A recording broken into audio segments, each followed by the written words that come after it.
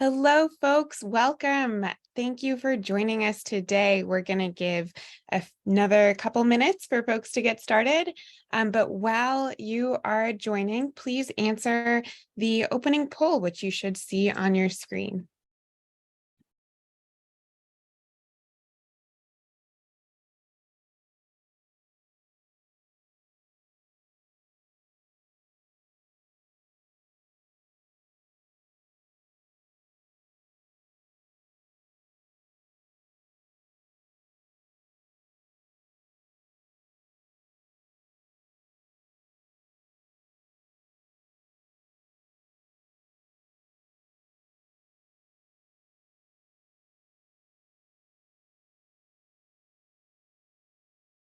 Hello, everyone. Welcome as you're coming in.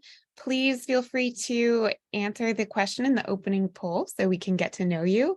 And I'm seeing some people sharing in the chat. It's great to have you all here. Welcome, Dave, Michelle, Marvin, and everyone else. Note in the poll, you can select multiple here. So if you are a volunteer and a social impact professional, or if you've partnered with DataKind and you have data science experience, you can select multiple, or if you just want to share something else. We're so glad you're all here. We'll get started in just a minute.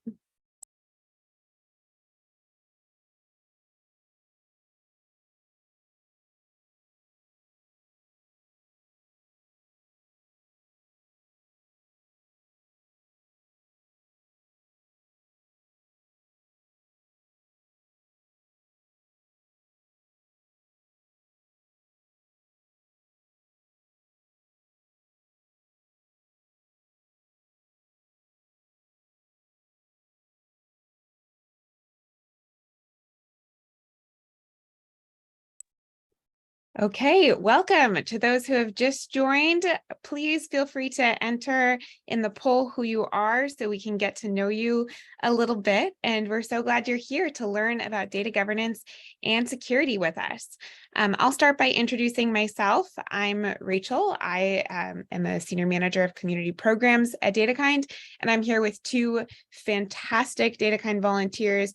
Sridhar is working with national and subnational governments on institutional design, formulation, and effectiveness of data governance initiatives in India.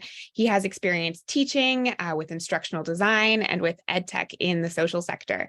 So his combined experience in government, education, and the social impact space will be really valuable for us today.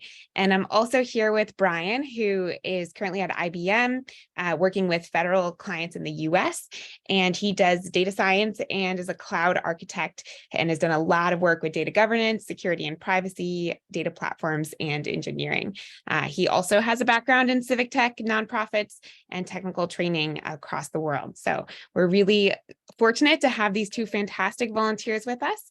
And I'll end the poll so that we can get to know you as well. It looks like we're about half and half on new to data science and those with data science experience, which you should be seeing popping up on your screen.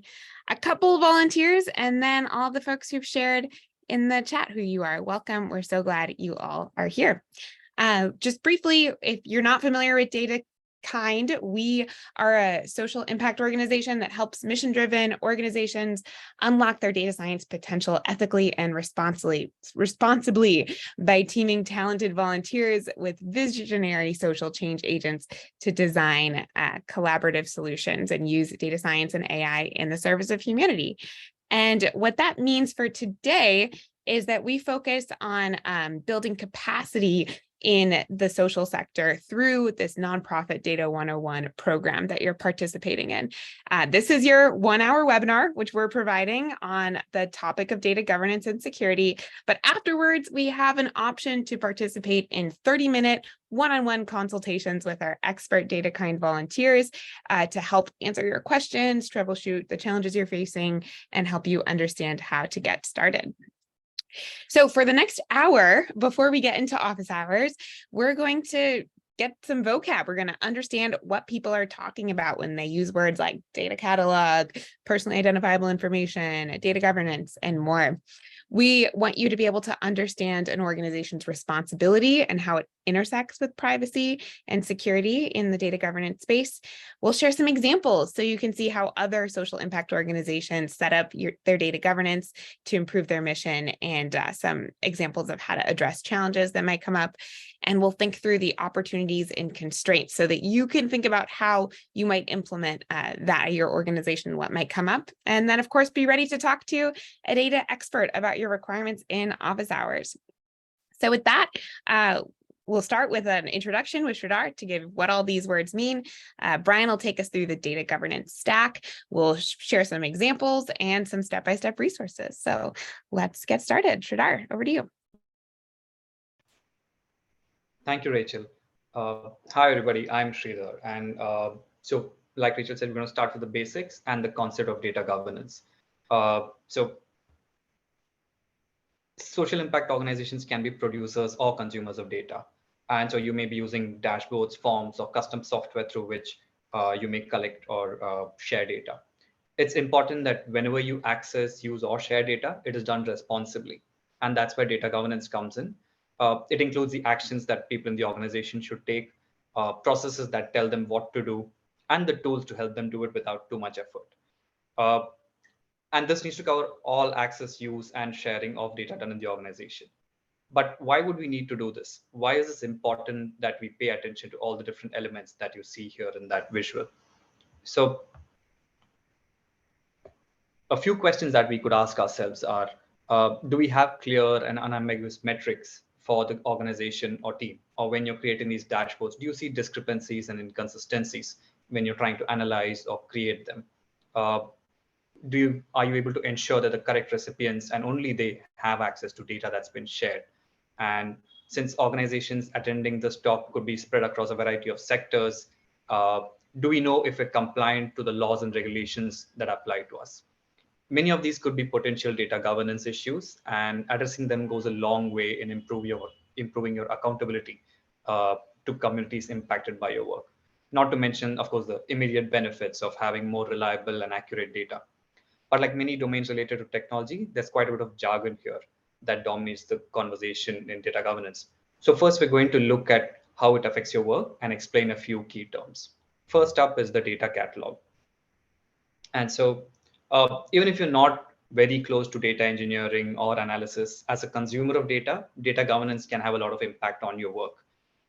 When we want to have a question answered and turn to data for help, the starting point is often, any available documentation that you have, and depending on a colleague who may have some knowledge about what data exists or what can be used. Our data systems keep evolving, and we add some new apps and databases, spreadsheets keep proliferating. And this means it's not easy to keep track of what is the best data to use to answer a question.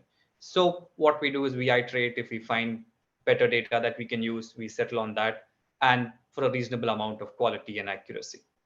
While this may be a one-time process when you're doing it, this may happen multiple times to different people throughout your organization, and they will not be able to benefit from your experience of having done this. Hence comes the data catalog, essentially an inventory of your data, which tells you what data you are in possession of and who is responsible for it, where it is stored, and so on. Having this information is the very first step that allows you to be confident that you're on the right track with the data you're using, and you won't have to revisit it later, like you see in this visual. This is a discoverability aspect of data, where you know what you have, so you don't start with a blank slate each time you attempt a data task. While a data catalog can give you top level visibility of roughly what data your organization may have, you will also want to know exactly what details the data can tell you.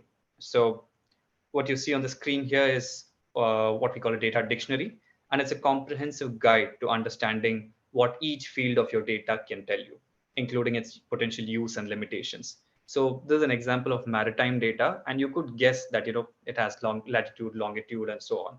But a data dictionary makes life much easier. So if you wanted to say, how big can a vessel's name be? You can see right here that, it's 32 characters. So this gives you a lot of information about the data, and, when you start losing information. So these are all called data assets, and they tell you additional information about your data. Apart from assets, we also need rules, which is where we come to what's known as IAM, or identity and access management. So this deals with access management policies for your data. And if you have a software application that you use with your team or the entire organization, anytime you log in, you will see that you only see a small section of data that you should have access to. And that is one example of IAM being enforced. So it controls who can see it, what they have access to, and how you can control it. Brian will, of course, dig further into the specifics of IAM later in the session. Uh, and to round up the vocabulary, we do see a lot of words like data audits. So, it's an attempt to understand the quality and integrity of your data, and it can help point out issues and how they can be corrected to improve it further. One big term, of course, is personally identifiable information, or PII, and it's essential for any data governance discussion. It could be information that uniquely identifies an individual, and that could happen through a combination of different characteristics like date of birth, name, or address, and so on. And a study has actually showed that 87% of the US population can be uniquely identified by a combination of gender, zip code, and date of birth. So personally identifiable information generally gets more attention in the way it's handled. So now that we're done with the vocab, I'll now hand over to Brian, who will talk to you about how all of this ties into data governance. Thanks, Sridhar. So one of the most important takeaways from this talk is really that I want to give to all is that data governance cuts across all the roles and facets of an organization. I think there's a tendency to say, this person is in charge of data governance and then the rest of us go about our business. But it's really important that everybody's involved, and that there's really a culture of data governance and data literacy. And so this visual here that I'll be coming back to, I've called it the data governance stack, but really thinking about these different roles and facets that need to be hit to have a really healthy data governance within your organization. So across the teams, across your people, you have your data people, your security people, and your management, which people can play multiple roles. And then we have these different parts of the stack, right? And so I'm going to go through them one by one. I'm going to go from people, then up to regulatory compliance, privacy, security, data assets and data management, and finally technical infrastructure, which is something I really want to emphasize is super important. But first, we're going to start with people. So talking about people first, again, there's data, there's security and management. So really, why does this matter? So data systems are very messy. I think all of us who have worked with data realize that.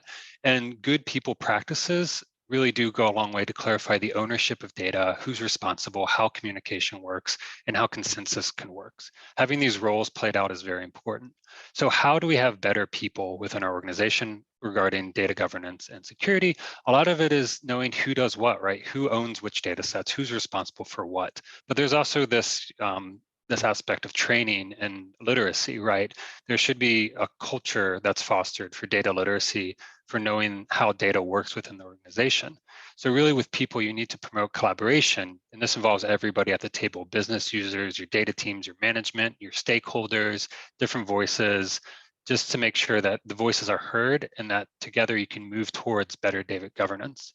And so we really want to emphasize today, that there's great opportunities within data governance to build stakeholder trust and to show the organizational mission and also the values through participating. So here again, this slide, it's a bit messy on purpose because data governance tends to be messy, but we're trying to get to where it can be simpler. So again, here's the roles, the data security management, and then there's all these functions that need to be done. And in good data governance, you're gonna have to hit all of these. Your stewarding, your ownership, different domain expertise, security, legal, et cetera. But what's really important to know as you're establishing a good data culture, this data literacy, is who is responsible for these, and also like what's responsible to do these things. And this really gets us towards how people can't do all this. We can't do this manually. It's important to use technology. And so a lot of these functions here on the right, these in large can be automated by technology. Going forward, next we're going to talk quickly about regulatory compliance. So why regulatory compliance? It's because you don't want to break the law. That's the main thing. Different countries, different jurisdictions, you have laws that control how data should be used to help protect us. So really, this involves at the organization, you're going to have to implement different policies and procedures and controls. There's things that are going to have to be audited. You're going to have to do a lot of documentation. It's a lot of effort, but again, the tools can help. And so it's a really important, going back to people, as you're thinking about your data teams and where you're located and where your people and your stakeholders are located, which policies then apply to you? And there's a lot, like nationally, there's the GDPR in the EU, CCPA here in the US and California. A lot of countries increasingly have these different policies and regulations that have to be met. And also there's overarching international ones like the OECD privacy guidelines and different ones that can be adopted. It's the thing about compliance is often viewed as just a legal thing, a box we have to check, but really it's important to know that it's not just about a legal requirement, but compliance it's an opportunity to establish trust and protect your data. And so, so here's a screenshot from Donor Perfect that I Googled because I want to know if I'm a user of Donor Perfect, I want to know how it can help me become compliant essentially. So going into Donor Perfect, I can find information about, how to make my instance of Donor Perfect GDPR compliant and the kind of configuration I need to do. As you read this, you can learn more about GDPR. That's important. But the important thing is to go and find how these tools you use can then help you become compliant. So it looks like Donor Perfect takes a little effort, right? So here's Salesforce for HIPAA compliance. And so there's the different services, and you can see how they're then compliant with HIPAA. So moving forward, let's talk about privacy and security. So why do we do this? Essentially, it's because security practices allow for good data practices, and they go hand in hand with trust and security. This something as you set up your systems is really paramount, and also for data governance, right? So how do we do this? Importantly, and I put it in bold, you only give access to subsets of data that are required for a user. Permission access, incredibly important with data. As Sridhar mentioned, having really robust identity access management systems in both controlling who's accessing your data and how they're using it, but also the different systems. So data transfer processes, data at rest, data in motion, those sort of integration questions really need to be robustly done. Here on the left, I have two graphics. One is AWS's IAM system, just a simple diagram. Basically, you can go into AWS, you configure who sees what and what they can do with it. And same below with Databricks, you can set up your user permissions. They can see this data, they can't see that data. And this is really important to how your data is then used and who can use it. And again, the vast majority of this can be done through configuring technology system services and platforms. It should not be done manually. So here's another screenshot. Most clouds have this, and it's really wonderful. So you can pick the privacy and security policies and regulations that you feel apply to you in your organization that you want to be compliant with. These are the ones that are in Azure. So I use NIST SP 800 a lot in my work with the US government. I can go and I can say, okay, Azure can handle all of these controls, and then I configure it. It's really, really wonderful.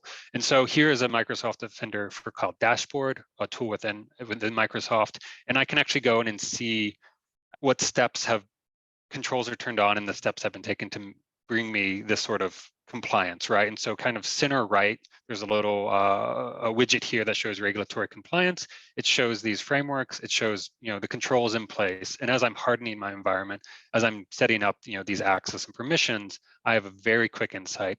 And honestly, in Azure, I use Azure day to day. I can just go and check a box and it will do a lot of this for me. It's wonderful. It's all configured. It's all automated. Here now in AWS, here's a view of the secrets manager. And so this is the identity access management. I can set up access for a user for different systems and data sets, and that's all they can see. It's really simple. It's easy. So moving on, we're going to talk about data assets and management. So the goal of the whole talk, the goal of data governance security, right? It's to increase better understandability, discoverability, data consistency, archiving, those sort of things to create high quality data that can then be used. And so far I've talked through, the people, the regulation, privacy, and security. So let's say in your organization, you've done all that. Your ducks are in a row, you're ready to roll. Now you know where everything is, and now you want to make sure you can use your data and that your data people, it's usable for them. And that's where this data assets and management come in. So data assets, Sridhar talked about a few, I've listed a few more, right? These are the things that you have, and then management is how you keep them up to date, how you make them, consistently usable, how you, you revisit them at a good cadence and make sure that like these are the correct data, that, they're it's good quality, things like that. So I've listed. How do you do this? Sorry, how do you do this? You again, as people, you set up data standards, your privacy controls, your permission access. You try to decide as an organization, like, how can you do this well? How can you have good, clean, usable data? And then you implement these policies. Again, you use technology. So I've listed some of the really important data assets here: catalogs, metadata, repository, and some of the other things we've talked about today. Very, very important. Here again is the data dictionary that Sridhar showed. And just want a note here, data dictionary is super, super important assets. I love data dictionaries, but you can add more things to it, right? Taxonomies for PIIs, GDPR sensitivity, et cetera. Another asset here, here's a data catalog within Databricks. On the left, you can see the different data assets, and on the right, you can see the metadata for each asset. Super quick view, super wonderful. Really important, and the thing that I deeply love is architectural diagrams. These can show your data flows, your data systems, where they're located, all this really wonderful data. So if I'm a data scientist, I'm starting to work with some new data, this really helps me know where everything else. So this is from a data mesh diagram out of Google Cloud, but it lets me see, where things are, where the systems are. This saves me a huge amount of time. So moving forward, next we're going to talk about technical infrastructure, which I put the yellow star with because it's so important. So why technical infrastructure? And again, it's because data and data systems become ungovernable. Manual data governance is very error prone. It's very resource intensive, and these big complex data policies and regulations are really hard to implement because they're complicated. On the left, this is a bank in the United Kingdom, I believe, but this is an actual data landscape of this bank. These are all their systems, and it's just this mess of data. How could you govern this, right? So that brings us to the tools, right? How to govern this really gross data landscape. You have to think about your existing infrastructure. What do you have in place already? There is a current state. You have to think about your capabilities, and then you need to start to work with these sorts of tools to then govern it, essentially. And using these, you can use them to do a lot of things at once. They're very wonderful, powerful tools. A couple years ago, we didn't have them, and it was harder and more manual. Now we have them, and they're really great. So they can help you secure your data, come up with backups, do your access controls. They can help you with integrations in huge ways. A lot of these tools have native connectors to connect different data sources. It's really wonderful. And they do all this, the data asset and metadata management stuff. And they're also great for collaboration, which is really wonderful. So on the left, I've listed some of the common commercial tools.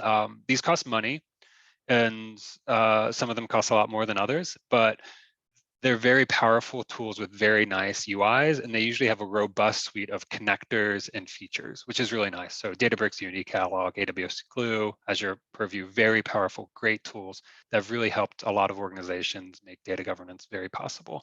And then on the right, I have some open source tools. The pros here are that they're free, right? And then the cons are that there can be some more configuration. But they also tend to be very important and very powerful tools that we can use for governance, which is great. So moving on, here's a screenshot from Colibra.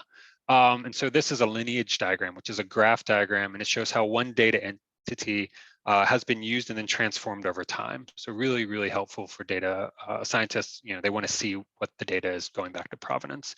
And here, my last slide here, this is out of Apache Atlas, and it shows different entities. So it's another catalog thing, but you can see your different data entities. You can see their metadata. You can search through it for discoverability, do different classification glossary. Also, like a really fantastic tool, saves a lot of time, really helps you understand your data. So moving on, next, it's really, what does this look like in action? So, we want to understand the importance of data governance and have it integrated with tech, but, we want to know what it actually looks like. So I'm going to hand over to Rachel, and she's going to talk a bit more about this. Thanks, Brian. So for our first example of what this actually looks like, I'm going to share about a tool that DataKind developed and talk a little bit about integrating the data governance principles into the products that you're building or the software that you're using or whatnot. So DataKind developed what we call the Data Observation Toolkit, DOT for short. And we've worked with several partner organizations who use this in their work, specifically in the community health worker space globally, and they've really integrated it into their data systems to take data that they're collecting as frontline health workers in rural parts of the world on mobile devices to bring it all together and test it, monitor, look for problems, what we call inconsistent or problematic IOP data, and configure it and create dashboards and a web user interface so that you can look at what's going on in the data and improve your outcomes accordingly to make sure that there's trust in the data. So this was designed for community health worker data with several of our partners, but it is used more broadly as well. And it's capable of automated detection. It's highly configurable. It allows the users to define classifications and set tests in the web interface, and it's very easy to deploy. So this is a digital public good. You'll find the link in the chat if you want to learn more about it. But the reason we're talking about it is data governance, right? So connecting this back to data governance, this is a data quality tool. And so we really want data governance embedded into this tool, into the tech systems, which is why there's a feature in DOT where users can specify which fields have personally identifiable information. PII for short, which Sridhar talked about earlier, could be a combination of zip codes and gender or whatnot, but anything that might identify who a person is, the user can specify what those data points are so that they're automatically removed in the data sync and they don't enter this, so that healthcare providers that have sensitive and identifiable information that they're collecting on their devices, it doesn't have to flow through the system, allowing for the privacy to remain protected and that personal identifiable information to only sit where it needs to. So that's what things can look like when they're running well, but sometimes we face challenges and data governance practices go wrong. So here's an example of a project that DataKind did when we received data from a partner that had phone numbers as the primary key identifier for each row in the data across multiple data tables. That means there were phone numbers everywhere and they were needed to navigate the data systems. So when we got access to the data, the first DataKind team member spotted those phone numbers and immediately removed themselves from the database and reported that they'd been exposed to phone numbers, which is the right process for if you find yourself in violation of your data governance policies. So this led to a month-long back and forth in which DataKind identified that phone numbers were a primary identifier across the data sets for this partner organization and crucial to their operations. So they were a call center and they did text interaction programs where they were texting their users. And so it's impossible for them to not have phone numbers across their environment, which we had been working inside their technical environment. So we coached them on how to remove phone numbers while maintaining a unique identifier in all the data sets needed from a copy of the data set. So naturally, they needed the phone numbers in their environment for their programs, but we still needed a unique identifier in a copy of the data set that DataKind could use so that we would be able to have that unique identifier across data sets, but not have access to phone numbers, which is personally identifiable. So DataKind didn't actually remove the phone numbers ourselves because we didn't want to be further exposed to them. And we wanted to make sure no one saw the personally identifiable information that didn't need to.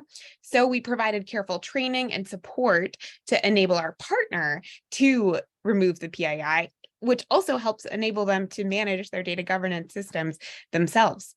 And so after the project was delayed a month to ensure all of this was appropriately handled, we ultimately worked on a copy of the data with phone numbers removed and that new primary identifier instead. So in conclusion, kind of the lesson here is that carefully protecting people's data and doing your data governance principles in action might not always look like you're expecting it to look. You might run into challenges, but it is more important than getting that project done as quickly as possible. Really making sure that you're taking care of the people that you're working with is a huge value of ours at DataKind. I'm going to pass it to Sridhar for one more case study. Thank you, Rachel. So this last case study is about how health data governance can happen when you have a lot of stakeholders involved. So IDDO, or the Infectious Diseases Data Observatory, is a coalition of global infectious disease and emerging infections communities. And since they receive data from many sources and then make it available to others, their role as a data steward became very critical and needed transparency. So what did they do to ensure that secondary use of the data that they had was done responsibly? So there are four key steps that we outlined here, and you'll also have there's a great resource, a playbook in the chat that outlines their entire journey. So one, they tried to figure out who has access. So they mapped out exactly who has access, what is the process through which they gain this access, are there approvals, is there a vetting process, to make sure that everybody knows how this evolves. The second one is that they wanted to make sure there's no mismatch in the purpose for which the data was collected and used. So data providers needed to make sure that they could demonstrate local consent for sharing and accessing data. The third part was getting independent experts to review the process and have an opportunity to improve it and tweak it so that it was up to standard. And the last was, of course, more forward-looking, making sure that any new idea of use of the data also underwent a privacy impact assessment to understand the consequences of what using the data in this manner could result in. Okay, so with this, now we can move on to how you can get started with your data governance journey. I did see quite a few comments in the chat about how you can get started and what would a playbook or a framework look like. So among the assets we discussed earlier, a data catalog is a basic one, and it provides teams with a great idea of what already exists. So let's see how you might start that off. And quickly back to this slide where we spoke about the data catalog and how it could be used. Let's see how you can put this in practice now. So this generally requires coming together with stakeholders to answer some key questions.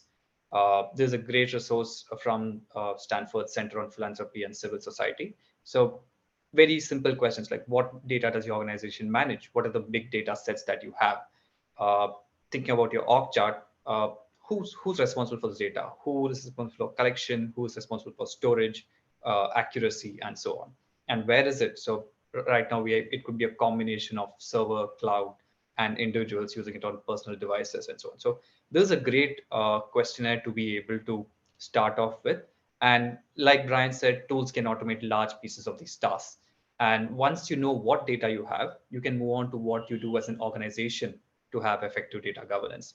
And that's where you talk about your organizational policies. So this helps answer questions on where more work may be required from a policy perspective.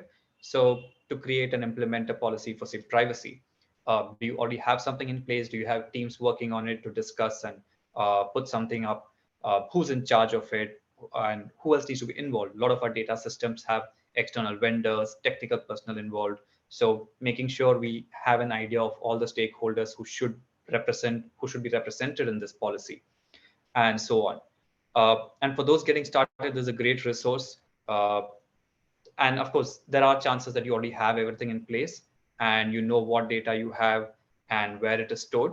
You could opt for a data governance tool, some of the ones that Brian outlined, which help you automate all the tasks.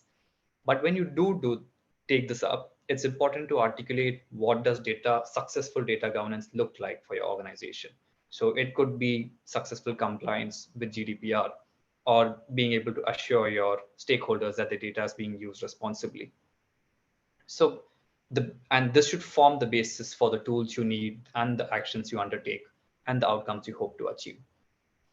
And so finally, we're almost at the end. A quick recap and a couple of resources that might be useful. It's a strategic decision, and there's a lot of information gathering involved to get an idea of your data infrastructure. And the data engineering session that DataKind did recently also had some great resources for this. Effective data governance will provide you with accountability and reliability. And just to go back to what Brian said, data governance isn't one person's job. You need to have everyone on board while you do it. And one great resource to get started off with policies is the OneTrust data guidance, which is linked in the chat. And with that, I think we're ready for questions. Rachel? Awesome. I see we've got a good amount of questions. Hopefully the one question on links to resources for beginners, you're excited to be clicking on everything that Caroline's sending in the chat. So we've got lots of resources for you.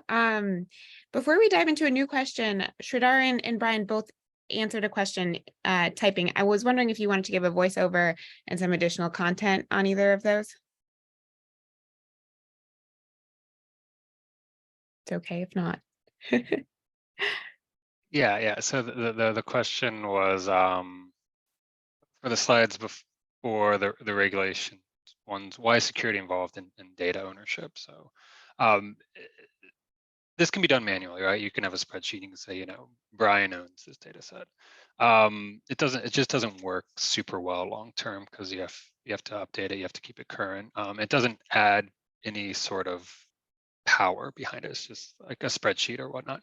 So doing this through the tools and why with regards to security is it really says who owns what, right? If I go into AWS and I set secrets for Rachel for these data sets and I say, you know, Rachel, you own these data sets.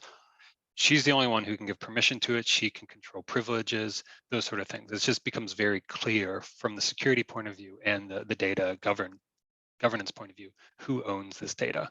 And you know, as you progress in your organization, this becomes really, really important when you start thinking about connecting different data sources using APIs, those sort of things. It's really important that somebody has that sort of permissioned ownership of data assets to then be able to share them between different systems. Awesome. And Sridhar answered a question about open data. Can I rely that open data is safe to use, analyze and publish again? And then there's also a follow-up question on what is a good approach when working with open data? Sridhar, do you want to give a voiceover to what you shared and then answer the follow-up question? Sure. So I think in my experience, it's always been trying to understand the credibility of the data provider themselves. And if possible, if there are alternate data sources that can act as a way to check the quality of the data that you have, those are the only two ways that I've been able to think of a great way to work with data. But you're right, it does limit what conclusions you can arrive at or what you can actually do with it. Brian, do you have anything you want to add to that? No, good answer. Awesome.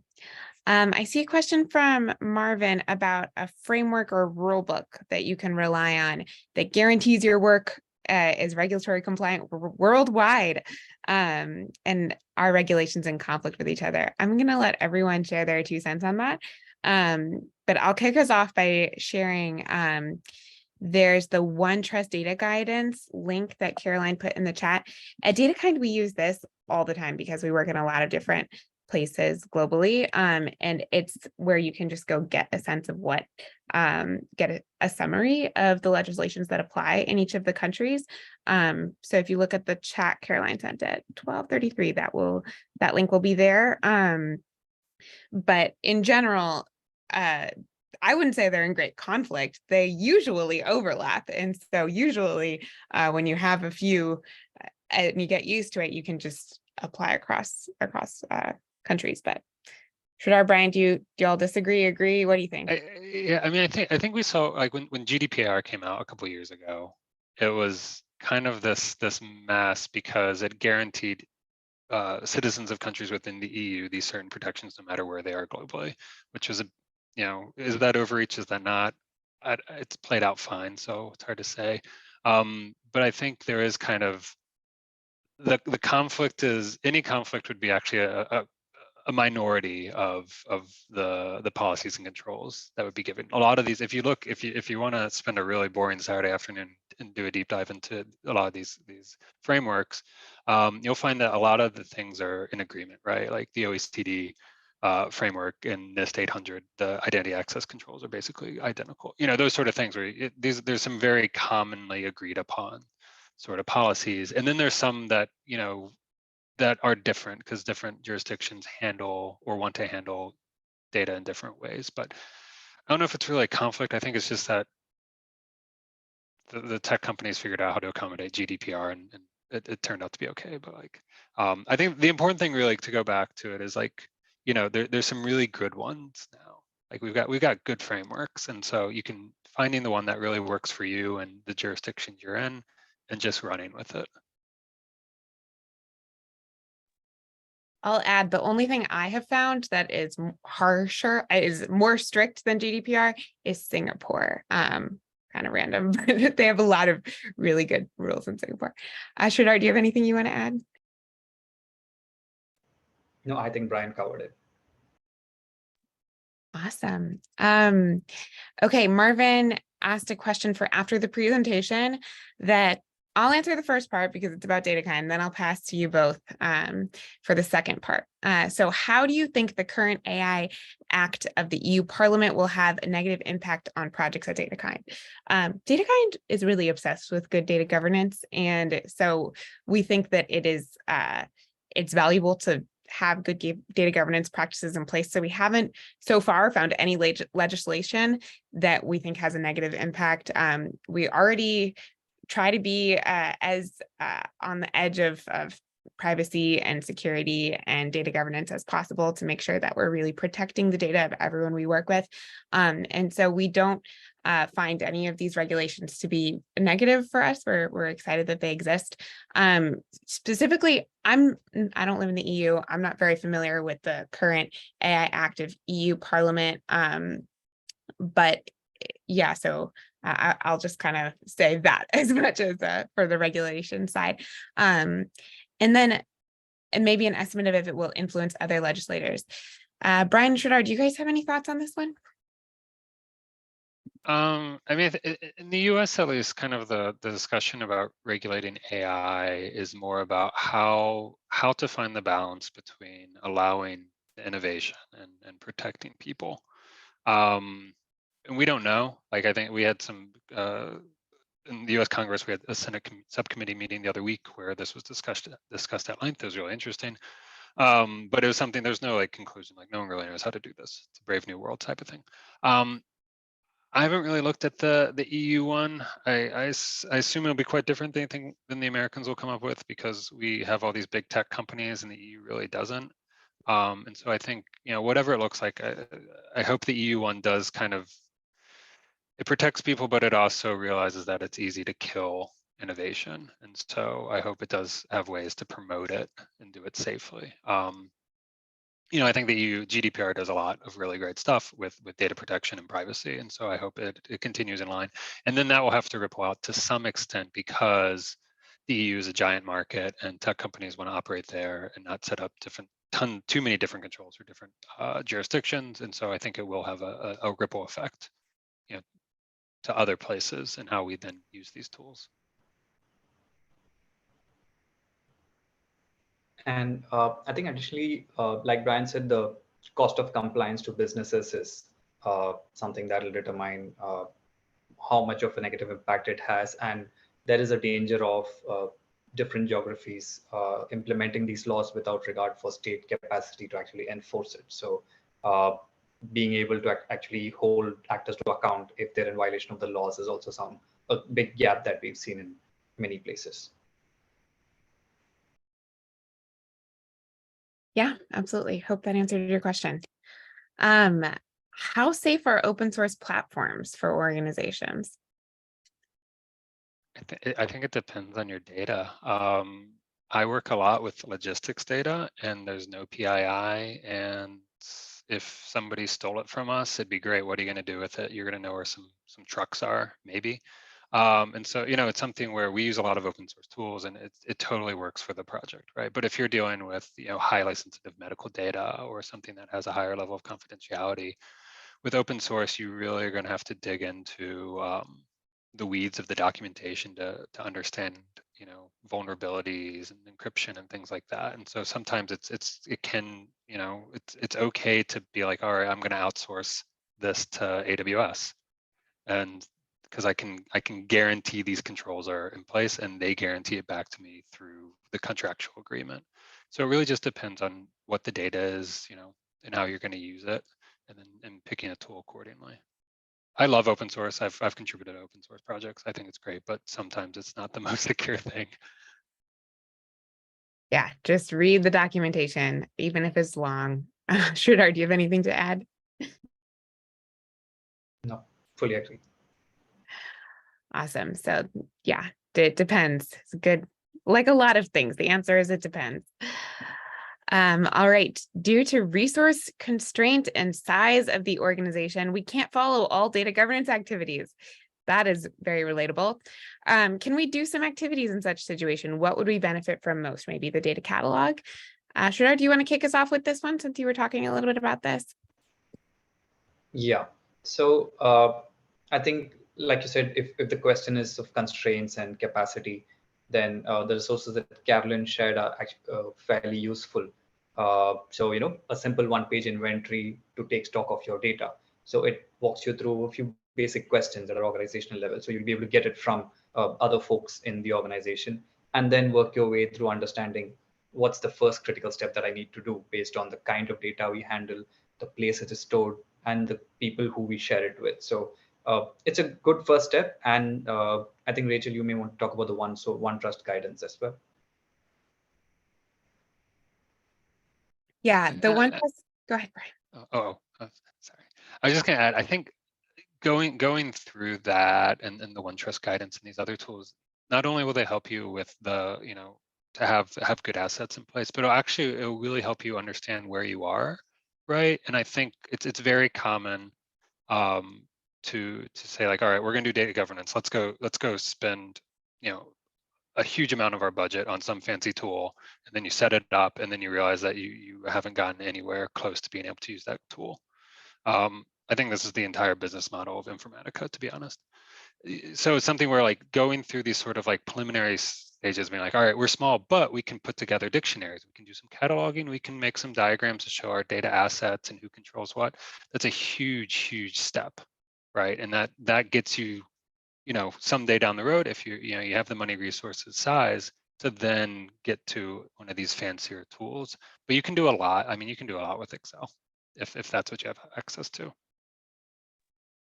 Yeah, I backed us up to this capacity building slide because I think it answers your question pretty well. Like Sridhar and Brian both were saying, you want to start with just saying, okay, here's the strategic decision. We want to have good data governance. We're willing to spend some time on it. Someone in your organization can budget time to make this happen. And then you go and select what your approach is going to be, your standard. Maybe you decide to focus on GDPR because it's probably the most common one and overlaps a lot like we were talking about earlier. And so you pick what you're going to do as far as your standard and your approach. If you want to work with a vendor, you can review and select a vendor who will help you be aligned to do your data audits for you. So vendors can be really useful if you do have some budget, but you don't have time, which I know is a common challenge in social impact organizations to support with the governance. And then go into the data cataloging piece that we've just been talking about as kind of the order of activities to really get started in a limited resource environment.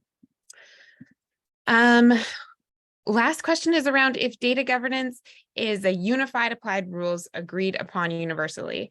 I would love to hear what you both think about that.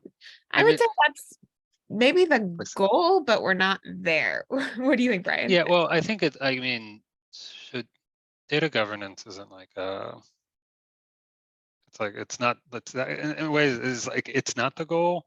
It's just like the state, right? It's a spectrum. Everyone has data governance. You might just have really bad data governance, or you have really good one, right? Like, and so it really goes. And so I think this goes into, I guess, like at the organizational level, what are the criteria for success, right? And so deciding like, is successful data governance for us, a really great dashboard, right? That uses this data set to show these numbers to people who are going to make decisions. Like, and so it really comes to what's success. You kind of get to decide what it is. And failure is usually if you just can't use your data. That's bad data governance. And so I think it's again, like It's one of those things that should be considered. What for us, this organization, social impact organization, what's the successful impact that we make with our data? Success criteria, those become, that's good data governance. I think more than unified rules, they're probably fairly common outcomes. So, higher discoverability, better security, and there are a few common strands that help every organization irrespective of your sector and scale of operation. So that way it's towards a goal. And like Brian said, governance is what helps you get there. And just to go back to the previous one that Rachel also spoke about, uh, a lot of organizations also don't have a view of their data infrastructure.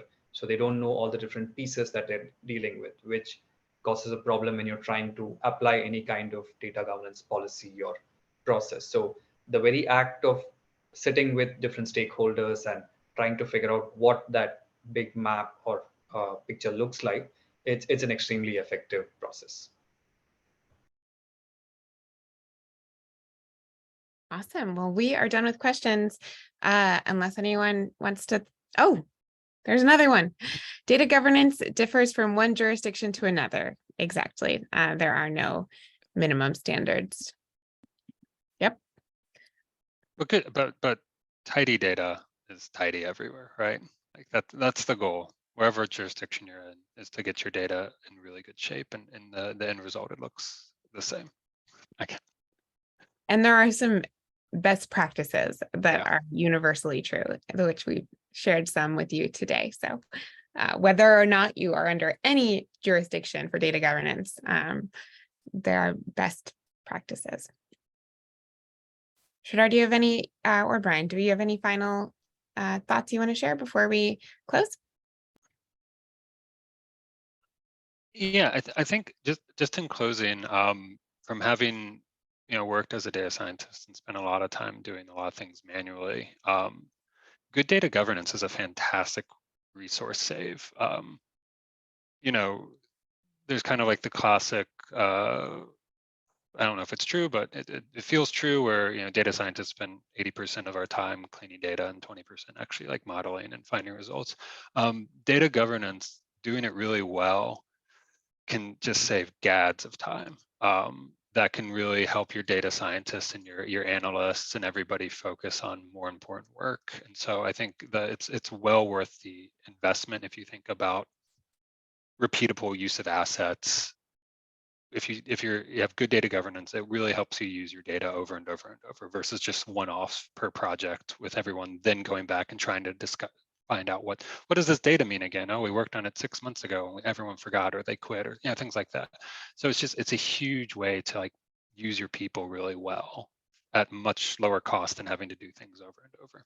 It makes your data scientists happy. Always good. Sridhar, what about you?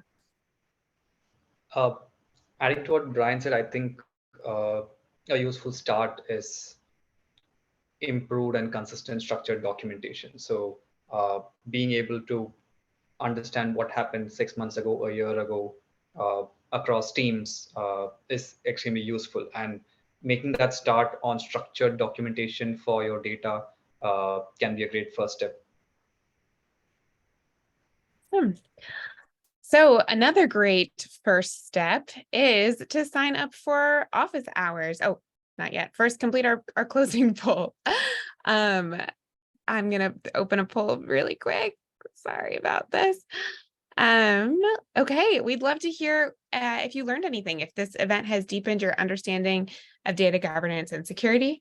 And while you're filling it in, this is really important to us, by the way. We really want to make sure we're providing value to you. So your feedback is very meaningful, which we'll also have a survey that we'll share a link in the chat. But before we get to that, office hours are a really great way to talk about data governance with someone one-on-one. You can talk about your organizational challenges, connect with an expert, and really get a sense of how to get started with some support. If you just want to bounce ideas off of someone. That's what this is for. So please sign up for office hours.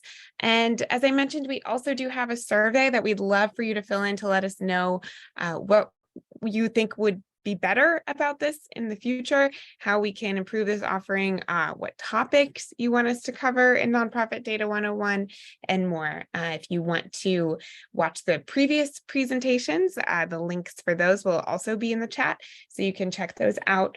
And we'll also share the recording so you can watch that or share it with your colleagues after that goes out in an email later today. And then finally, we're very excited to announce we already have our next Nonprofit Data 101 available for you to register if you'd like to talk about how to build buy-in for data projects in your social impact organization and engage those non-data stakeholders. So that's our next topic, and we hope you'll be able to join us at the end of July for that one. So please feel free to continue to follow along with DataKind. You can subscribe to our newsletter at datakind.org/subscribe. If you want to volunteer, if you want to partner with us, you can find all that on our website. And we just want to close by thanking you so much for joining us today.